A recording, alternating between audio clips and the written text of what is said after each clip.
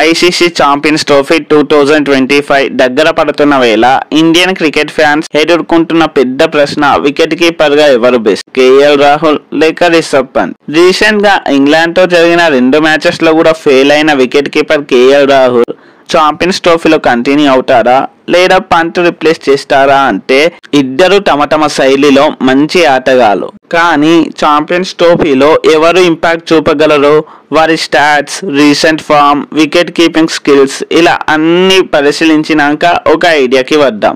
ముందుగా బ్యాటింగ్ చూసుకున్నట్లయితే కేఎల్ రాహుల్ తన ఓడిఐ కెరియర్లో సగటు 49.15 మెయింటైన్ చేస్తూ టీమిండియాకి మిడిల్ ఆర్డర్లో ఒక కీ ప్లేయర్గా నిలుస్తూ వస్తున్నారు.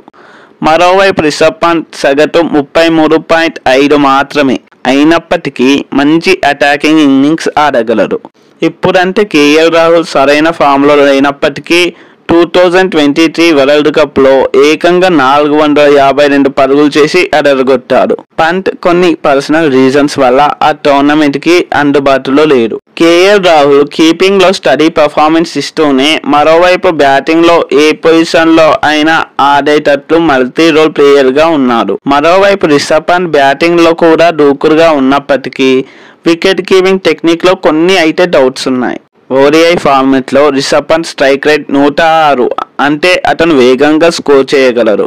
కేఎల్ రాహుల్ గేమ్ ని బిల్డ్ చేసేయడంలో ఎక్స్పర్ట్, కానీ అతని స్ట్రైక్ రేట్ మాత్రం అంతంత మాత్రంగానే ఉంటుంది. ఇక్కడ ఒక విషయానికి వస్తే విషయంలో డౌట్ లేదు. కేఎల్ రాహుల్ టీమ్ కి న్యాయం చేస్తారు, కానీ రిషబ్ పంత్ మ్యాచ్ ని ఒక్కసారిగా మార్చగలరు. టీమిండియా టాప్ ఆర్డర్ లో ఎక్కువగా రైట్ హ్యాండర్స్ కాబట్టి లెఫ్ట్ హ్యాండర్ పంత్ లైనప్ లో తెచ్చే అవకాశం ఉంది.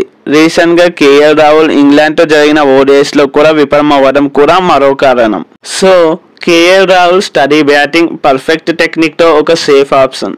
రిషబ్ పంత్ మాత్రం ఒక ఎక్స్ ఫ్యాక్టర్, అంటే మ్యాచ్ ని మలుపు తిప్పే player. Tournament conditions, team strategy ఎలా ఉంటుందో చూసి ఫైనల్ డిసిషన్ తీసుకోవాల్సి వస్తుంది. ఇండియా దగ్గర ఇద్దరు సూపర్ టాలెంట్ ప్లేయర్స్ ఉన్నారు. ఇప్పుడు మీ ఒపీనియన్ చెప్పండి. కేఎల్ రాహుల్ అయితే మంచిదా లేక రిషబ్ పంత్ ని సెలెక్ట్ చేయాలా? కామెంట్ లో మీ ఒపీనియన్ ని తెలియజేయండి. ఈ వీడియో నచ్చితే లైక్, షేర్, సబ్స్క్రైబ్ చేయండి. Thanks for watching. జై హింద్.